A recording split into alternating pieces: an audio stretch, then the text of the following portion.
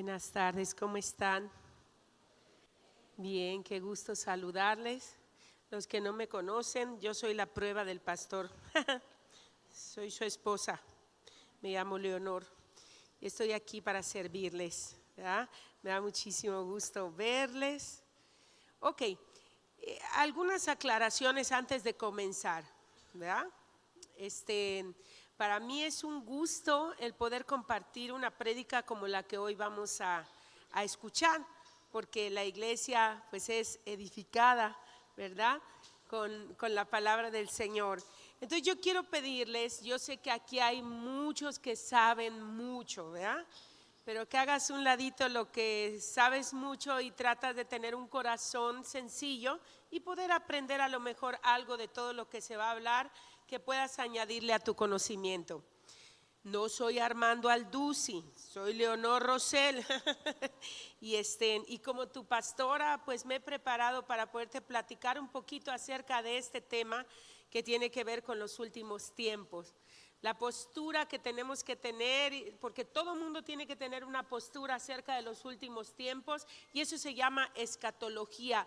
Escatología es el estudio de los últimos tiempos. Escatos quiere decir últimos, logos quiere decir estudio, el estudio de los últimos tiempos.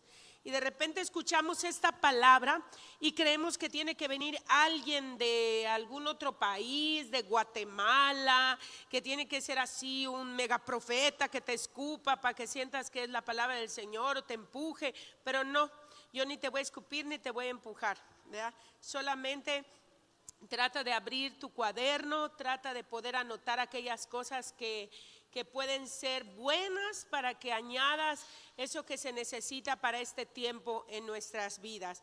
Ahora, yo les quiero retar, porque de repente yo sé que hay gente nueva, yo sé que también necesita escuchar esto, y hay gente que de repente viene a buscar una palabra que le apapache el corazón y etcétera, y ay, bien bonito y bien emocional, pero no todo eso es el evangelio completo. Tenemos que aprender a escuchar la buena doctrina, y el evangelio completo abarca muchas áreas, ¿verdad?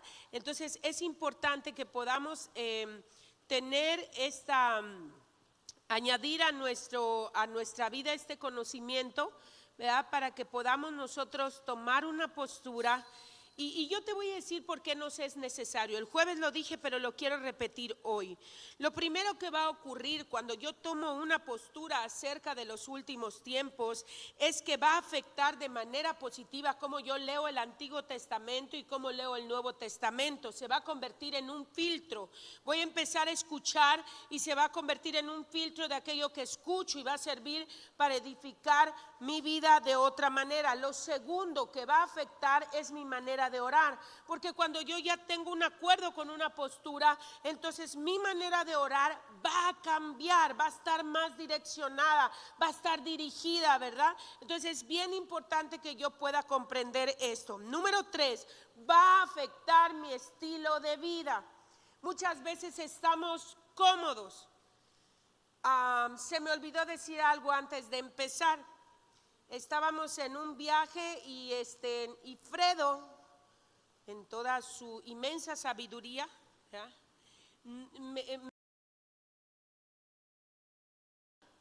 Yo no sabía que en Acapulco no entran normalmente huracanes. Yo pensé que en Acapulco a cada rato entraban huracanes, y me dice que no, que en Acapulco tenía como 23 años o más que un huracán no entraba. Era como nosotros, ¿no? Que los huracanes aquí a cada rato vienen, y me dice él que no, que precisamente por eso ocurrió lo que vemos que está pasando allá en Acapulco, y que la gente de repente ya escuchaba que iba a venir el huracán, pero como ellos no habían tenido esa experiencia con un huracán, Pues dice que había gente incluso hasta pescando, que había gente como si nada, sí tenían cierto temor. Y bueno, también no podemos ignorar el hecho de que empezó como una depresión tropical y en menos de 6-7 horas por ahí aproximadamente se convirtió en un huracán de categoría 5. Entonces imagínate, sin tener la experiencia, que esto sucedió tan rápido, y fueron muchas cosas que afectaron, ¿verdad?, Acapulco, y de hecho la estructura de las casas no estaba preparada para eso. Es como, para que tengan la idea más clara de lo que les estoy diciendo, como si aquí temblara. Aquí no tiembla, ¿sí me explico? Las estructuras de las casas de aquí no están como tan preparadas si hubiera un temblor fuerte, pero se supone que aquí no tiembla. Pero después de lo de Acapulco, ojo, ¿verdad? Porque cualquier cosa puede suceder, en cualquier parte, a cualquier momento, ¿sí? Así están los últimos tiempos. Ay, ¿desde cuándo estamos escuchando que Cristo viene, que Cristo viene, que Cristo viene? Y como Cristo no ha venido, de repente como su iglesia yo me puedo acomodar. Y les ponía yo el ejemplo de aquellos que ponen una alarma aproximadamente como 10 veces antes de despertarse. Tienen que despertarse a las 8 y la ponen 7, 7:05, 7:10, 7:15, 7:20, 7:20. ¿Quiénes hacen eso? No se quemen, no se quemen, ¿verdad? Hasta que ya son 5 para las 8 y ya se levantan. No pongan tantas, mejor llega a las 5 para las 8, cuando suene ya te levantas, ¿verdad? Pero ¿qué es lo que ocurre cuando suena la alarma? Te despiertas, ¿verdad? Como dice, 5 minutos más te vuelves a acomodar, ¿verdad? Y suena la otra, te vuelves a despertar, te vuelves a acomodar, y así.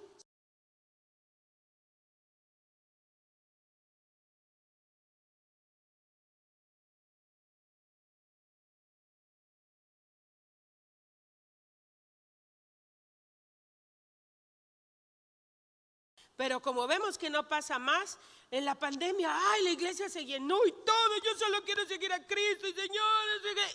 Y como ya pasó, como que nos volvimos como a acomodar, ¿verdad? Y de repente pasa otra cosa, lo que pasó en Israel ahora el 8 de octubre, y dicen, ay, Señor, ya bien. Pero como vemos que no está pasando nada, como que nos volvemos a acomodar. La guerra de Ucrania, como, ay, y no pasó, y como que nos volvemos. Pero yo te quiero decir una cosa, todos esos eventos, todos esos sucesos son las alarmas que están sonando y que de repente no estamos tomando, ¿verdad?, con seriedad, y no nos estamos levantando. Y no está pasando algo en nuestras vidas que sea significativo, y tenemos que tener muy en cuenta con esto. Entonces Dios ponía en nuestro corazón que todos estos últimos tiempos nosotros tenemos que estarle hablando a ustedes, porque somos la iglesia del Señor, y que vayamos teniendo el conocimiento de lo que está ocurriendo en estos últimos tiempos, de lo que va a ocurrir, y que estemos preparados para que no vayamos a decir que nadie nos dijo, ¿verdad? Ya estamos bien avisados, y entonces que estemos sobre todo bien preparados. Entonces yo te voy a hablar de escatología, como te acabo de repetir, que es el conocimiento de los últimos tiempos, de las cosas que van a suceder, el estudio de los últimos tiempos. Eso es escatología. ¿Ok? De repente hay gente que te usa estas palabras como para tratar de impresionarte, y simple y sencillamente es algo que tenemos que aprender de manera sencilla y de manera práctica. Tenemos que saber qué postura escatológica con la cual nos vamos a identificar, y vamos a estudiar y vamos a comprometernos, porque Cristo viene pronto. ¿Cuántos creen eso? Cristo viene, iglesia. Cristo viene. Es una realidad. Ya hay muestras muy evidentes de eso, y tenemos que estar atentos. Entonces yo te voy a explicar, como decía yo el jueves, de 4 sistemas o posturas o posiciones, ¿verdad?, acerca de los últimos tiempos. Y tú tienes que buscar identificarte con una. Yo te decía el jueves que yo me identifico con el premilenialismo histórico o apostólico. Yo creo por lo que veo en las Escrituras que la iglesia va a pasar un tiempo de tribulación, pero que como una iglesia gloriosa, victoriosa, vibrante, que va a ser la luz de ese tiempo, vamos a lograr salir, ¿verdad? Pero a mi manera de ver, conforme la Escritura, yo creo que vamos a pasar 3 años y medio de los 7 y ya luego va a ocurrir lo demás que te voy a explicar cuando yo hable del premilenialismo. Son palabras que normalmente no usamos, pero que es bueno que las conozcamos. Entonces, voy a hablarte de estas 4 posturas y voy a empezar con una. Se llama amilenialismo. Repite conmigo, amilenialismo. ¡Oh, ese ánimo! A ver, voltea a la que está a tu lado y a veces le dices, anímate pues. Amilenialismo. Es como un trabalenguas, ¿verdad? Así como apúntale, ¿verdad? Ya luego lo practicas, pero es bueno que lo sepamos. El amilenialismo. Un paréntesis más. Quiero compartirte esta información y que sería bueno que la pudieras apuntar. Antes de que nos adentremos a que yo te explique, hoy solo me va a dar tiempo de explicarte 2 posturas. El próximo jueves voy a hablar del premilenialismo. Hay personas que dicen que los últimos tiempos no les interesa. Pues algo ha de pasar, la verdad no me interesa estudiar acerca de esto y realmente no es algo que creo que me tiene que importar. Y yo creo que eso es un error, porque una tercera parte de la Escritura, escúchame bien, una tercera parte de la Biblia, una tercera parte de la Escritura, de la profecía bíblica, nos habla de la segunda venida de Cristo. Y si una tercera parte de esta palabra nos habla de la segunda venida de Cristo, quiere decir que aquí vamos a aplicar la ley de la mucha mención. Al autor, que es el Espíritu Santo, le interesa mucho que nosotros conozcamos acerca de esta información. A él es necesario que nosotros estemos informados, que seamos edificados acerca de los últimos tiempos y de estas posturas. También podemos ver que hay 650 profecías y de las cuales 330 hablan de Jesucristo como el Mesías, pero hay 225 profecías que nos hablan de la segunda venida de Jesucristo. Es un número importante. Ahora, hay un énfasis, como te digo, del Espíritu Santo acerca de esto. En el Antiguo Testamento hay 46 profetas que nos dieron mensajes de parte de Dios, de los cuales 10 de esos profetas nos hablaron de la primer venida de Cristo. Y la primer venida de Cristo ya se cumplió. Y es algo que ya sabemos que pasó, ¿verdad? Hay 36 profetas que nos hablan de la segunda venida de Cristo, de Jesús, y de la restauración de Israel y de la restauración de todas las cosas en la tierra. Un dato sumamente importante. También hay más de 1500 versículos que nos hablan de la segunda venida, y uno de cada esos 25 versículos nos hablan de esto, de lo que necesitamos saber de la segunda venida de Jesús. Ahora, fíjate bien. Por cada mención que aparece en la Biblia acerca de la primer venida de Jesús, hay 8 menciones acerca de la segunda venida de Jesús. ¿Ustedes creen que el Espíritu Santo tiene interés que sepamos en esto? ¿Que sepamos acerca de esto? Yo creo que sí. Nos es necesario abrir nuestro corazón. Nos es necesario salir de esa zona de confort de la mente. Ay, no me hable de esas palabras que yo ni le entiendo. Es más, pastora, ni la puedo repetir. Pues aprendamos. Hay que aprenderlas. Ahorita le estaba yo preguntando a las chicas. Dicen, bueno, pastora, sí lo entendimos. Nada más nos da un poquito de trabajo de mencionar esas palabras. Pues practícalas. Necesitas saberla. Somos la iglesia, tenemos una asignación divina.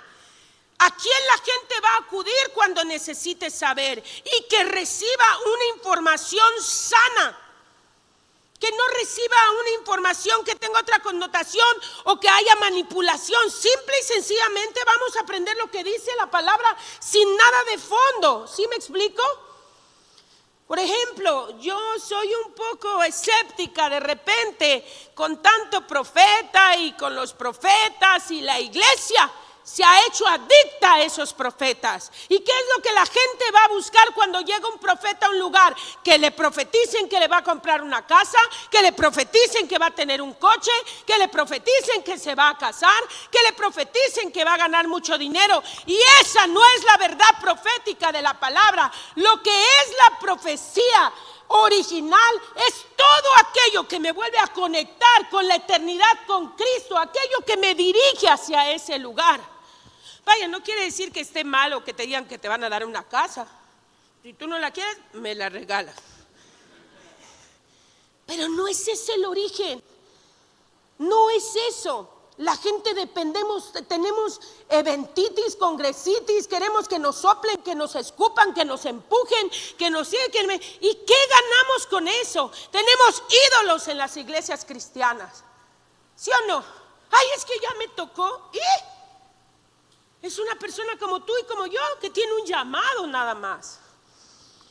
Sí, tenemos que tener en cuenta con eso. La iglesia está distraída y tenemos que enfocarnos en esto. Ahora, a nosotros nos gusta tener 2 o 3 eventos al año. El punto es, ¿qué es lo que aprendes en el evento cuando vienes a la iglesia? Aquí nadie te ha escupido, ni te ha empujado, ni te ha dicho que, porque no lo permitiríamos. Pero sí te han dicho, ¿verdad? Verdades que son contundentes para la transición de tu vida, que si no las aplicas no pasa nada, pero que si las obedeces, tu vida es diferente.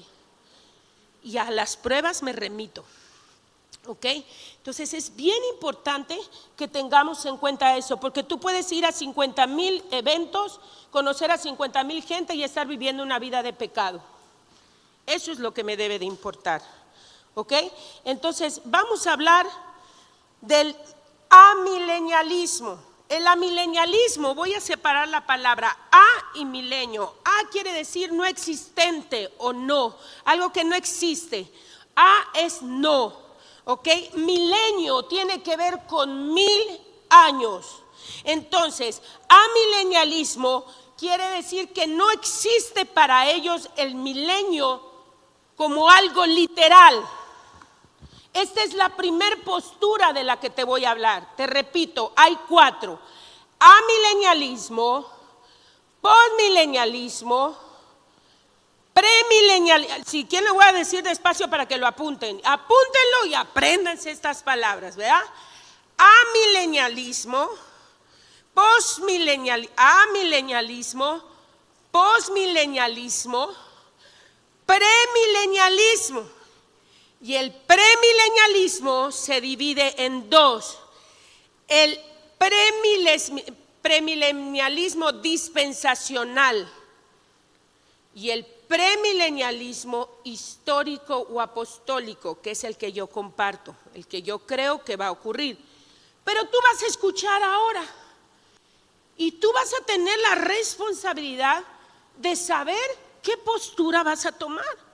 Y a través de esa postura, aprender, caminar, y va a ocurrir en tu vida todo lo que te acabo de decir. Hasta tu manera de vivir va a cambiar, ¿ok?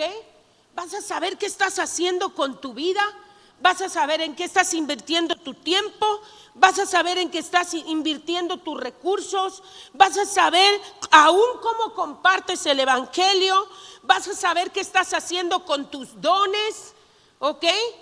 También va a cambiar tu manera de ver Israel. Necesitamos que cambie nuestra manera de ver Israel. También va a afectar tu vida en la adoración. Por eso es necesario que tú tengas una postura. Voy a repetir otra vez las que hay. Amilenialismo, postmilenialismo, es como un trabalengua, ya ven, a mí me sale. Premilenialismo. Y el premilenialismo se divide en 2. Premilenialismo dispensacionalista y premilenialismo histórico o apostólico. Entonces, voy a darme la tarea de una forma sencilla y práctica de decirte en qué consiste cada corriente. Y ya, te repito, tú vas a meditar. Entonces, te acabo de decir que amilenialismo quiere decir que para ellos no existe el milenio como algo literal, ¿ok? Creen que el milenio es solo una postura espiritual, que el reinado de Jesús no va a ser algo literal, que todo realmente se debe a una victoria espiritual desde tu interior. Ahora, en cada postura van a haber fortalezas y debilidades. Creo que una fortaleza del amilenialismo es que aunque ellos creen en la segunda venida del Señor, cada vez que la Biblia habla del milenio, ellos se rigen solamente a una postura espiritual. Pero hay algo bueno en ellos, que ellos ven la victoria sobre el pecado. Ellos ven la victoria del Calvario. Ellos ven una fortaleza en el hecho de que la lucha ya ha sido ganada. Y para nosotros eso debería también ser algo que debemos hacer, porque nosotros, aunque no compartamos toda esa postura, por ejemplo en mi caso, para mí es algo muy bueno el saber que ya hay una victoria desde el Calvario sobre el pecado. ¿Cuántos saben eso? Entonces, eso es algo que es una fortaleza, ¿verdad?, de esta postura. El que tengamos claro que ya hay una victoria sobre el pecado, que ya hay una victoria en el Calvario, que ya se ha vivido realmente, se ha vencido, ¿verdad?, eso malo de parte de Cristo en la cruz, ¿ok? Entonces, creo que eso es una fortaleza. Pero esta postura tiene una debilidad. Y una de las debilidades es que solamente creen que es algo simbólico. Ellos creen en algo que se llama preterismo. Di conmigo, preterismo. El término viene de praeter, que significa pasado. O sea, reitero, ellos creen que toda la postura que aparece en Apocalipsis capítulo 20, bueno, desde el 19 y 20, es algo que ya ocurrió, es algo que ya pasó, ¿verdad?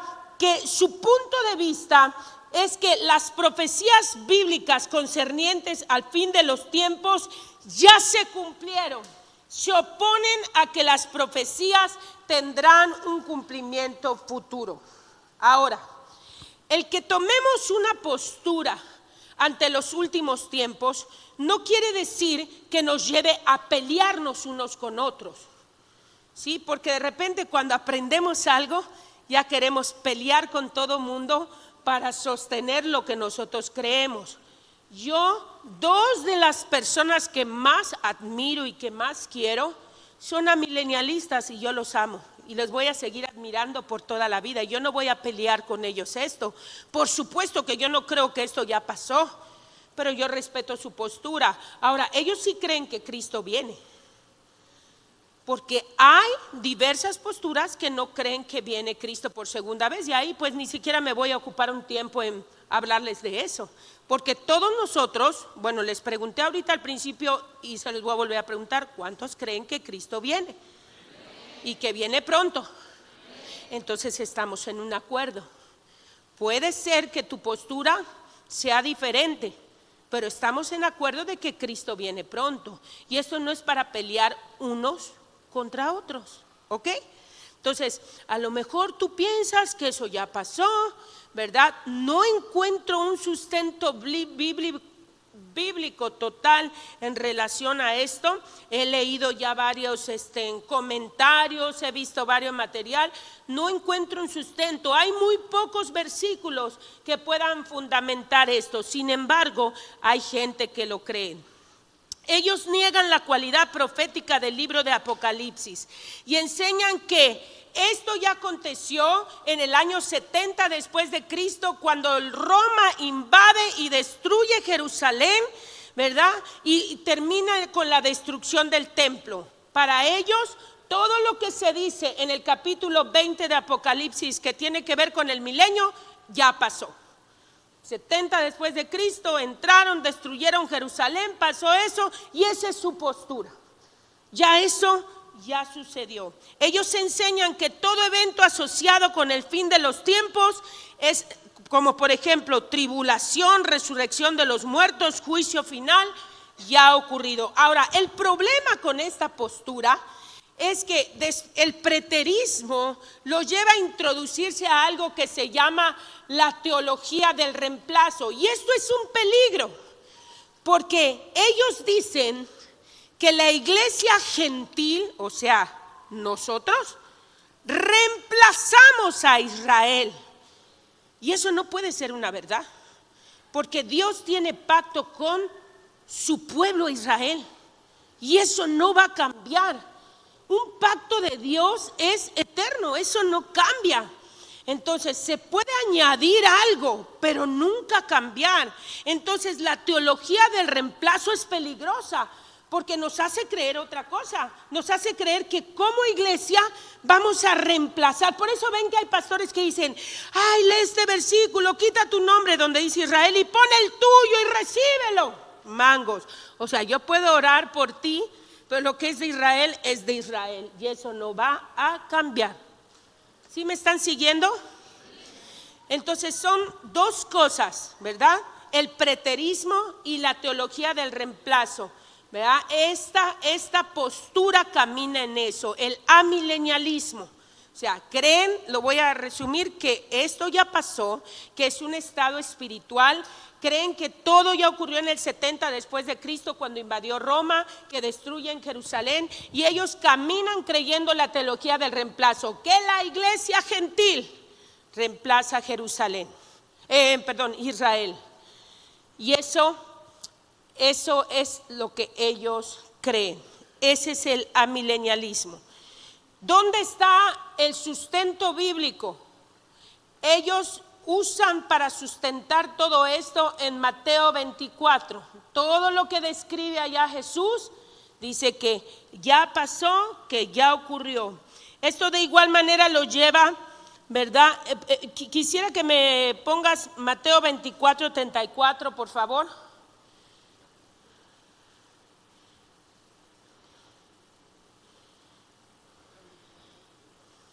De cierto os digo que no pasará esta generación hasta que todo esto acontezca. Esto lo estaba diciendo Jesús y ellos lo toman como fundamento. Ahora te quiero decir una cosa.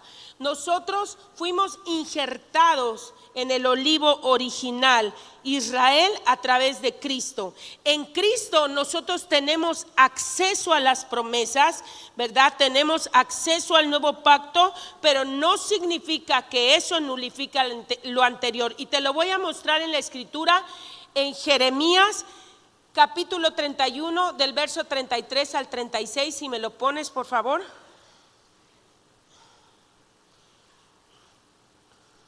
Dice: pero este es el pacto que haré con la casa, ¿de dónde?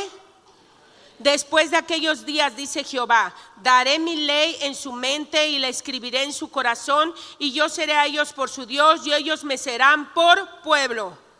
Y no enseñará más ninguno a su prójimo, ni ninguno a su hermano, diciendo: conoce a Jehová, porque todos me conocerán, desde el más pequeño de ellos hasta el más grande, dice Jehová.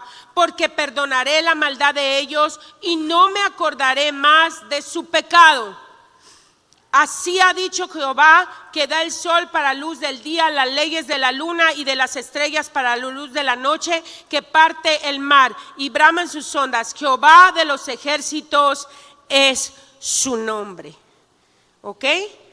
Aquí queda claro de que Dios no va a cambiar su pacto a favor de su pueblo. Ahora, ¿cuál sería otra debilidad del amilenialismo? Que deja una generación sin sumergirse en el clamor por las promesas de Israel. Recuérdate que Él no va a venir hasta que Israel sea puesto para la alabanza de su gloria. Ellos tienen que glorificar a Cristo para que los últimos tiempos puedan venir. Y ahí tiene que ser nuestro clamor. Y ahí tenemos que enfocarnos, y ahí tenemos que rogar, y ahí tenemos que pedirle al Señor porque eso se cumpla. Pero si yo ya creo que ya pasó, entonces ¿qué va a suceder? Que ese clamor se va a detener. Hay una generación que se queda fuera de eso. ¿Sí me estoy explicando? Esa es una debilidad de esta postura, que se detiene un clamor, y lo que más tiene que hacer la iglesia ahora es clamar, no por la paz de Israel, eso es bueno, hay que clamar por la paz de Israel, sino por la conversión de los judíos, porque ellos necesitan ser salvos. ¿Sí me siguen? Ellos necesitan salvación. Eso es algo que está en el termómetro profético. Si no, no va a ocurrir lo que tiene que ocurrir. Entonces, esto es un punto muy, pero muy importante, ¿verdad? Entonces, necesitamos pues repasar esta postura, estudiarla, ver con la Biblia, ¿verdad? En dónde está el fundamento, el sustento, esto y lo otro, y entonces yo decir, bueno, ¿debo yo tomar esta postura? ¿O esto es algo que mejor yo lo rechazo? No que voy a pelear, pero no es algo en lo cual voy a caminar, ¿verdad? Yo creo otra cosa. Ahora, antes de continuar con la segunda y la última postura, para no tomarles mucho tiempo, quisiera que leyéramos en nuestras Biblias Apocalipsis, el capítulo 20. Lo voy a leer completo, ¿ok? Dice así: vi a un ángel que descendía del cielo con la llave del abismo y una gran cadena en la mano, y prendió al dragón, la serpiente antigua, que es el diablo y Satanás, y lo ató y lo arrojó al abismo y lo encerró y puso sus sellos sobre él, para que no engañase más a las naciones hasta que fuesen cumplidos. Y después de esto debe de ser desatado por un poco de tiempo.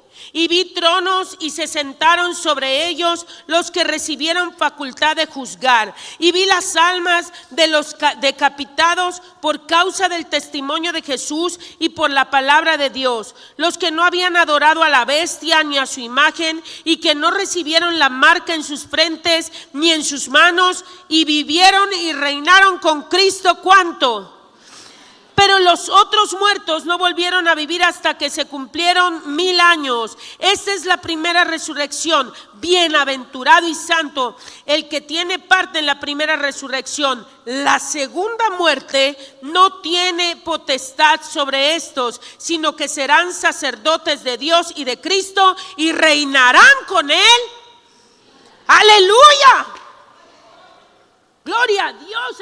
Aquí sí debe salir santo, poderoso. Dios mío, mínimo un aplauso debe haber.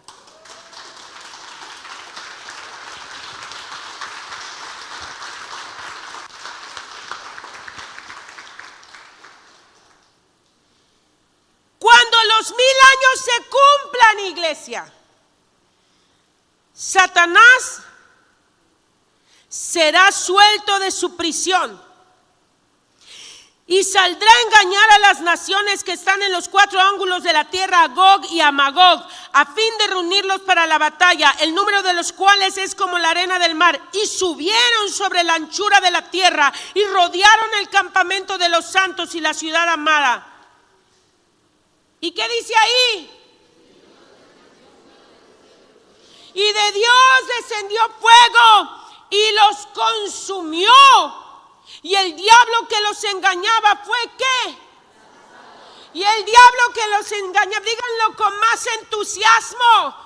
Sabes, nunca pensé que yo dijera esto, porque no me gusta repetir así lo que oigo que repiten ya como 50,000 predicadores, y creo que ni saben lo que dicen.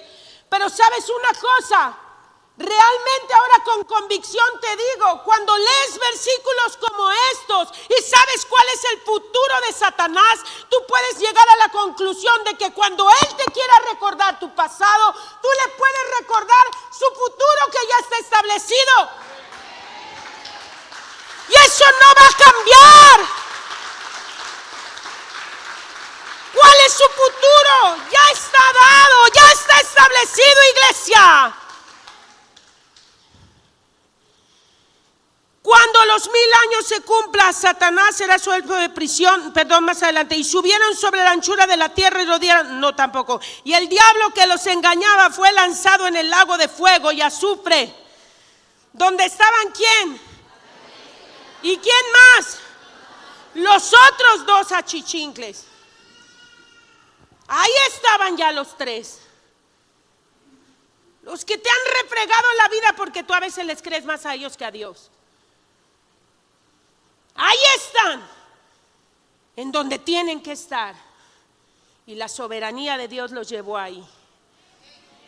La soberanía de Dios los llevó ahí. Recuérdate que el diablo es un engañador. Hay un Padre, un Hijo y un Espíritu Santo. Y por eso aquí él habla de una bestia, de un falso profeta y de un anticristo. Pero eso está derribado. ¿Ok? No van a ser tiempos fáciles. Por supuesto que no lo van a hacer. Pero por eso necesitamos prepararnos. Por eso necesitamos saber qué está pasando y qué va a pasar. Nos es necesario, iglesia. Y luego dice ahí, y serán, ay, esta parte como que me gusta mucho. A ver, dile conmigo, 1, 2 y 3, y serán.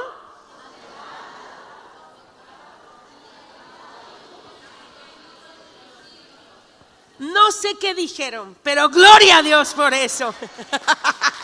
Y serán atormentados día y noche por los siglos de los siglos. Ahí donde tienen que estar, iglesia. Todo. Eso te debe llenar de gozo. Todo aquello, ay pastora, ahí van a tener que pagar todo lo que hicieron a Cristo, todos los que metieron con su gloria, todos los que se metieron con su reino, todos los que se metieron con su novia, todo lo van a tener que pagar. En el nombre de Jesús. Ya me cansé, pero voy a seguir. Y vi un gran trono blanco. Aquí esto presta atención para ti también, ¿verdad? Y al que estaba sentado en él, delante del cual huyeron la tierra y el cielo, y ningún lugar se encontró para ellos. Y vi a los muertos grandes y pequeños de pie ante Dios, y los libros fueron abiertos. Y otro libro fue abierto, el cual es el libro de la vida. Y fueron juzgados los muertos por las cosas que estaban escritas en los libros, según... Ándele pues. Y el mar entregó los muertos que había en él, y la muerte y el Hades entregaron los muertos que había en ellos, y fueron juzgados cada uno de sus obras. Y la muerte y el Hades fueron lanzados al lago de fuego. Esta es la muerte segunda. Y el que no se halló inscrito en el libro de la vida fue lanzado. El juicio de Dios va para todos. ¿Ok? De repente yo les decía en la mañana que voltean a ver al que está a tu lado y que le dijeran, ahí te hablan. Dile, ahí te hablan. Ahí te hablan. Dios está hablando. Tenemos que prestar atención. Yo les invito a que puedan leer. No se angustien por cosas que no entiendan. Vamos a terminar de ver lo de las posturas. Mi esposo va a explicar otras cosas. Vamos a ver símbolos que aparecen en Apocalipsis. Pero si ustedes prestan atención y leen con detenimiento, la misma Biblia interpreta lo que dice ahí. De repente estamos buscando otra cosa y ahí mismo lo dice. Por ejemplo, si vas a Apocalipsis capítulo 1, te voy a poner un ejemplo.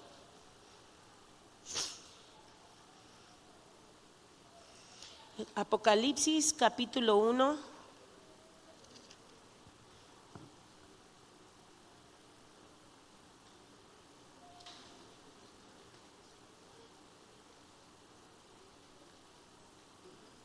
Ok, vamos a leer desde el verso 9. Dice: yo, Juan, vuestro hermano y copartícipe vuestro en la tribulación, en el reino y en la paciencia de Jesucristo, estaba en la isla llamada Patmo por causa de la palabra de Dios y el testimonio de Jesucristo. Y dice: yo estaba en donde, en el Espíritu, en el día del Señor, y oí detrás de mí una gran voz como de trompeta que decía: yo soy el Alfa y el Omega. Y enseguidita que dice: el primero y el... ¿Qué es Alfa y Omega? ¿Qué es Alfa y Omega? Ajá, eso está muy interesante, pero regresen aquí a su Biblia, que dice acá, léanlo otra vez. Yo soy el Alfa y el Omega. ¿Qué dice? El primero y el último. ¿Tuve que buscar otro libro? No, ahí me está diciendo que es Alfa y Omega. ¿Sí? Yo le puedo poner así, pero aquí lo dice, sencillo. Ok, sigamos leyendo. Y luego dice: escribe en un libro lo que ves y envíalo a las 7 iglesias que están en Asia: Éfeso, Esmirna, Pérgamo, Tiatira, Sardis, Filadelfia y Laodicea. Y me volví para ver la voz que hablaba conmigo, y vuelto vi que, y en medio de los 7 candeleros, a uno semejante al Hijo del Hombre. ¿A quién estaba viendo? A Jesús. Ahora, ¿qué son los 7 candeleros de oro? Sigue leyendo, ¿verdad? Y dice: vestido en una ropa que llegaba hasta los pies y ceñido por el pecho con un cinto de oro. Su cabeza y sus cabellos eran blancos como blanca lana, como nieve, sus ojos como llamas de fuego, y sus pies semejantes al bronce buñido, refulgente como un horno, y su voz como estruendo de muchas aguas. Tenía en su diestra 7 estrellas, de su boca salía una espada aguda de 2 filos, y su rostro era como el sol cuando resplandece en su fuerza. Cuando lo vi, caí como muerto a sus pies, y él puso su diestra sobre mí y me dijo: no temas, yo soy el primero y el último, y el que vivo y estuve muerto, mas aquí que vivo por los siglos de los siglos, amén, y tengo las llaves del Hades. Y luego dice: escribe el verso 20, el misterio de las 7 estrellas que has visto, ¿en dónde? En mi diestra, y de los 7 candeleros de oro. ¿Qué son las 7 estrellas? Los ángeles de las 7 iglesias, los mensajeros, los que llevaban el mensaje, son esos candeleros, esas estrellas. Y luego dice: y los 7 candeleros que has visto son las 7 iglesias. ¿Qué 7 iglesias? Tengo que seguir leyendo, capítulo 2. ¿Verdad? Ahí me habla de Éfeso, Esmirna, Pérgamo, Tiatira, Sardis, Filadelfia, Laodicea. ¿Cuántas iglesias contamos? 7.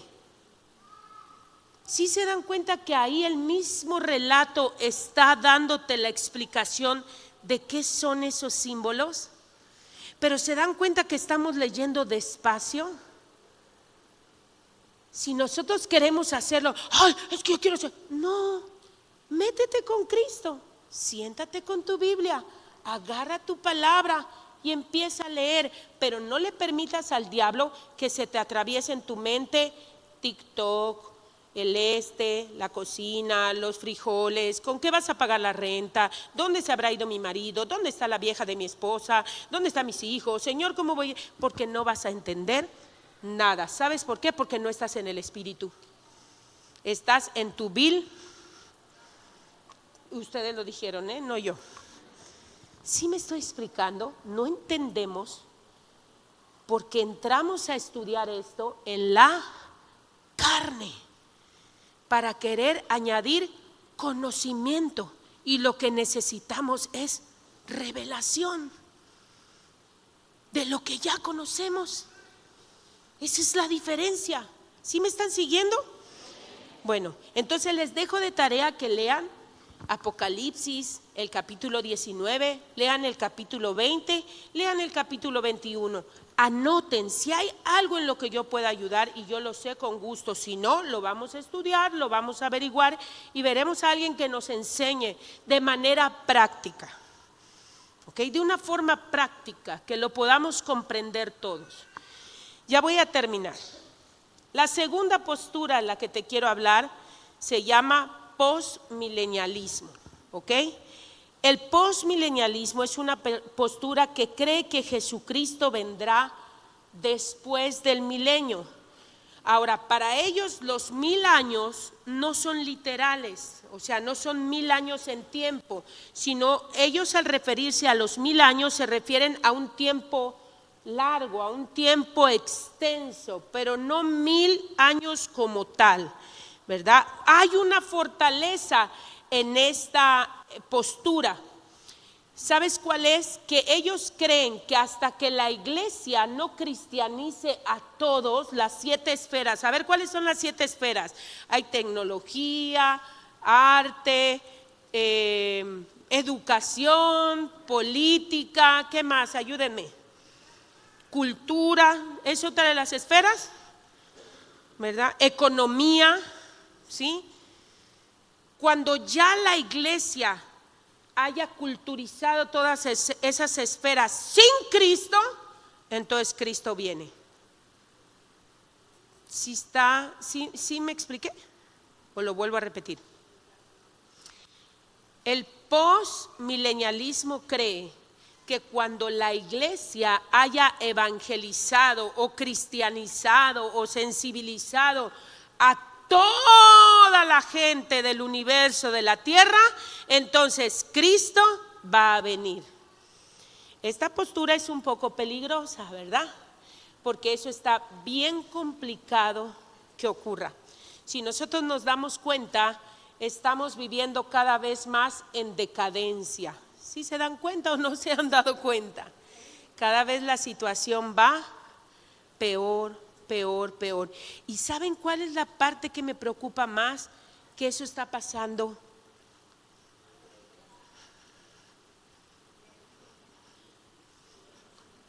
Para que los que entendieron, está pasando en la iglesia. No afuera solamente, en la iglesia. ¿Sabes que la gente peca con mayor facilidad? Y ya no les duele, ya no les importa. Y aún se quieren hacer maestros para enseñar y ellos no se pueden dejar de pelear. Ya no les importa que lo vean, si los ven en la calle, si los ven acá. Ya no les importa el testimonio. Ya no les importa si roban, si no roban. Ya no les importa. De verdad no les importa. Al contrario, hasta quieren hacer como más famosos. Y yo digo, ¿y por qué no detienes tu vida y ves cómo está? Cada vez está más en decadencia. Y tendría que estar sucediendo lo contrario. ¿Sí? ¿Me estoy explicando? No va a poder ser esto jamás. De hecho, hubo un tiempo de un gran despertar mayor que el avivamiento de Azusa. Y entonces se creía que ya todo iba a ocurrir y que Cristo iba a venir, etcétera, y de repente se les ocurrió la brillante idea de juntar gobierno con teología.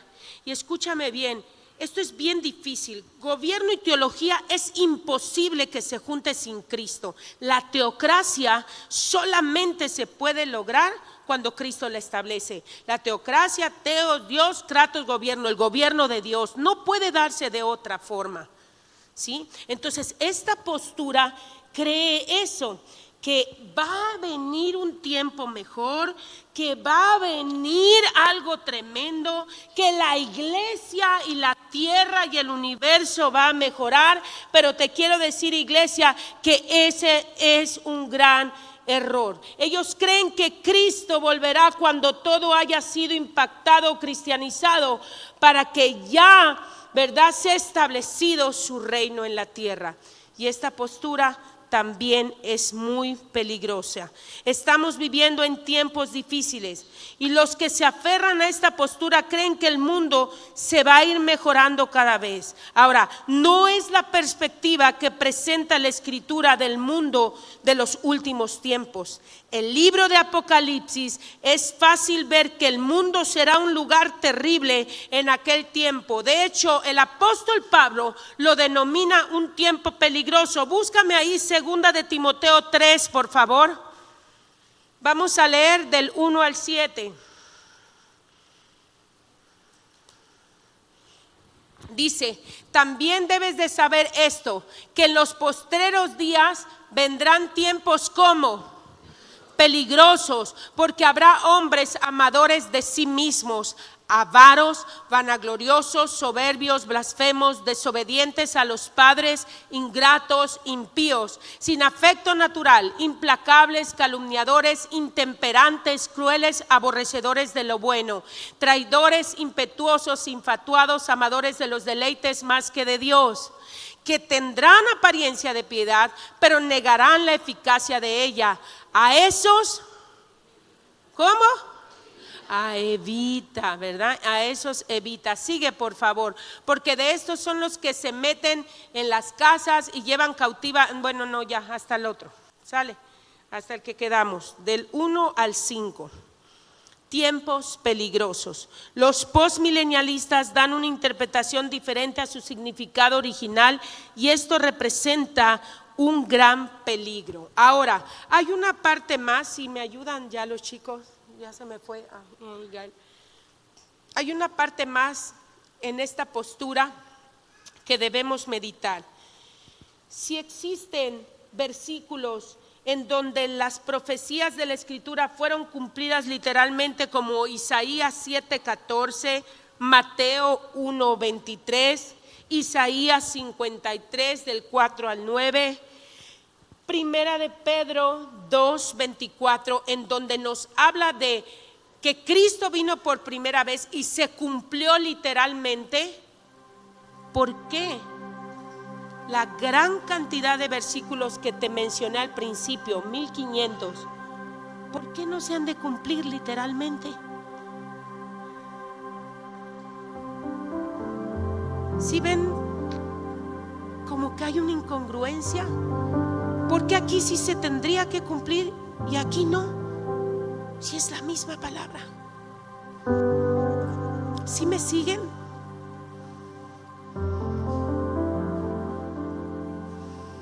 Creer esto invalidaría Isaías capítulo 65, Isaías capítulo 66, Isaías capítulo 11, Isaías capítulo 9. Invalidaría esos capítulos. Creer esto. Sin embargo, ellos creen que Cristo viene. Esa parte sí la creen.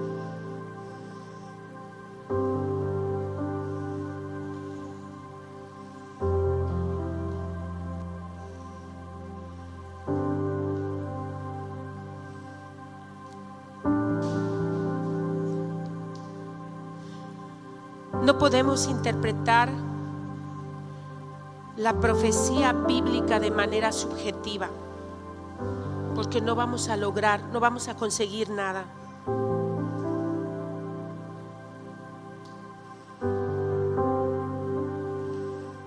No podemos sostener que el reino milenario será establecido por la iglesia y no por Cristo mismo. Y sin embargo, si tú decides que esta sea tu postura, pues no hay problema. Nada más medita bien.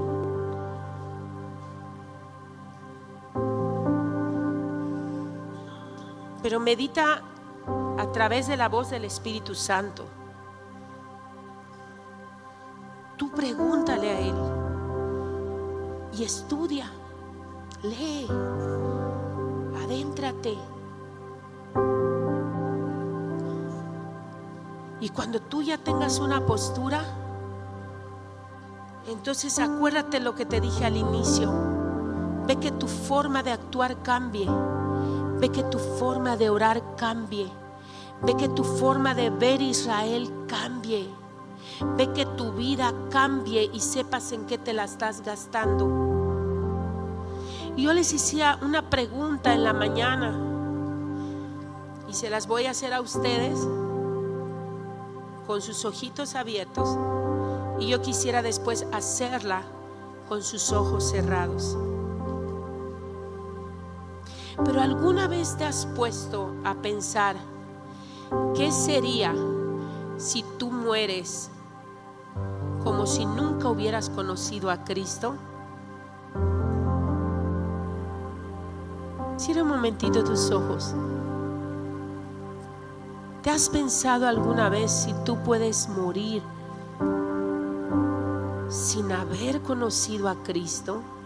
Sin haber tenido una postura que lleve tu vida a transicionar de una forma poderosa, que te conecte con el propósito por el cual Dios nos tiene en este tiempo,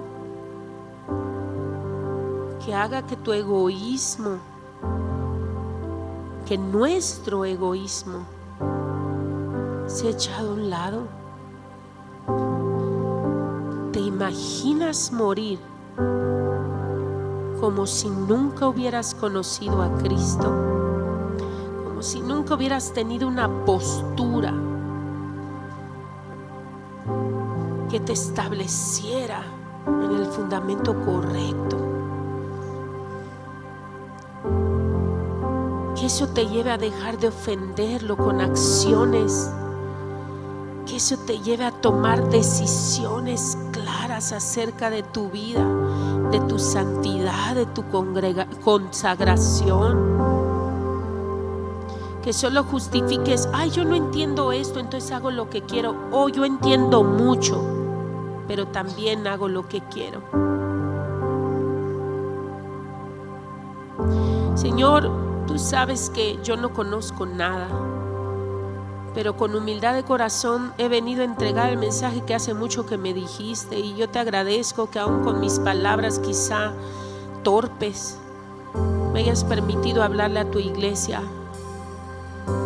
como tú me hablaste a mí, Señor, a través de otras personas, de otras enseñanzas, de tu misma palabra. Yo te pido, Señor, que la palabra no sea echada en saco roto. Que apenas estamos aprendiendo de posturas, pero en medio de ellas nos has hablado tanta palabra.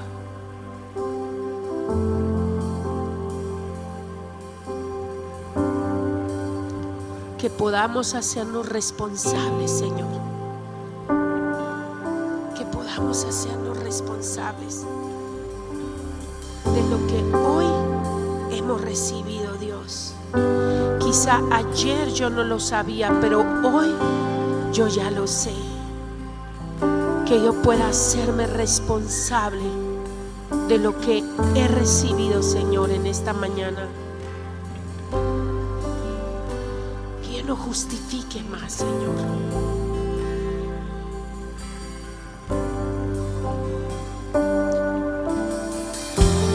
Voz de mando y con trompeta desde el cielo, los santos se levantan.